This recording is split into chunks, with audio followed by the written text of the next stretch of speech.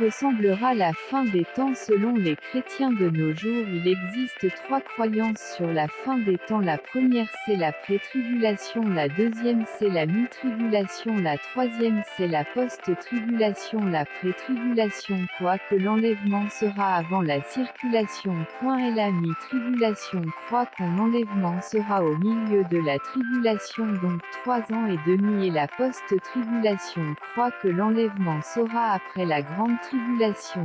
Mais pour moi l'enlèvement avant la tribulation.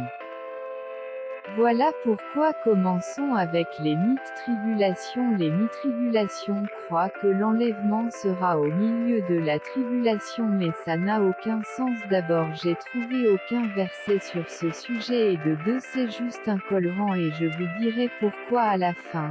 Maintenant détruisons les post-tribulations.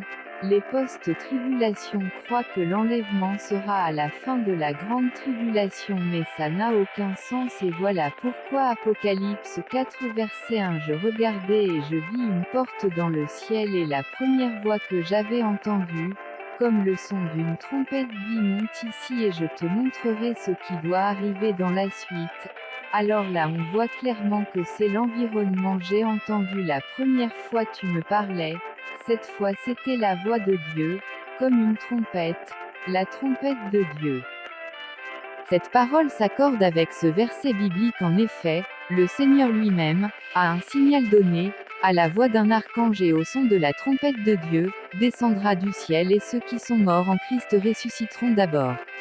Ensuite, nous qui serons encore en vie, nous serons tous ensemble enlevés avec eux sur des nuées à la rencontre du Seigneur dans les airs, et ainsi nous serons toujours avec le Seigneur. 1 Thessaloniciens 4h16-17. Coïncidence? Les deux versets que nous venons de lire décrivent l'enlèvement, et ce qui est bizarre c'est que après le verset Apocalypse 4, le verset 1-7 au chapitre 5, qu'on commence à parler du livre scellé et de l'agneau. Alors ça prouve que l'enlèvement a eu lieu. On s'est mis à parler de la tribulation.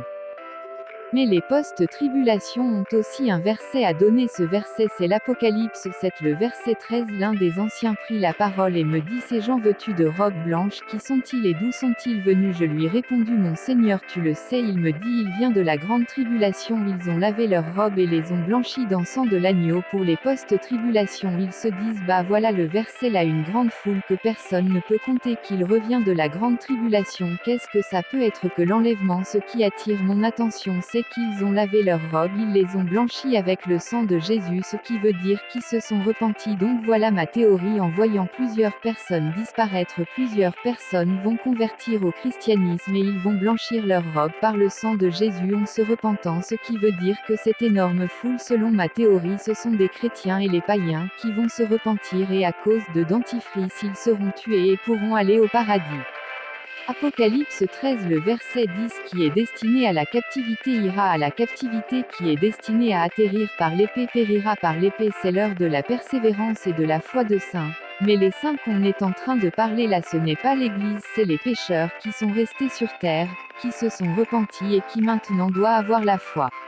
Le problème avec ces deux croyances c'est que on connaît le jour du retour du Christ. Pour les mi-tribulations on connaît ces 3 ans et demi après l'arrivée de l'Anti-Christ, et pour les post-tribulations c'est juste tu guettes l'arrivée de l'Antichrist 7 ans après, boum, tu sais que je reviens. Donc ça déforme la parole de Dieu, car il est écrit quand toujours et à l'heure. Personne le sait, même pas les anges dans le ciel, même pas le Fils, mais seul le Père qui le sait. Et puis de toute façon, si l'Église reste sur terre, elle est en train de payer pour des péchés qu'elle n'a pas fait. Imaginons tu appelles ça, mais tu es un très bon chrétien, tu as toujours la foi, tu n'as pas du tout enfreint la loi de Dieu, et le jour de l'enlèvement tu vas rester. Il est écrit: on ne dira plus que les parents ont mangé des fruits verts et que les enfants ont eu des dents cassées. Chacun sera responsable de son péché.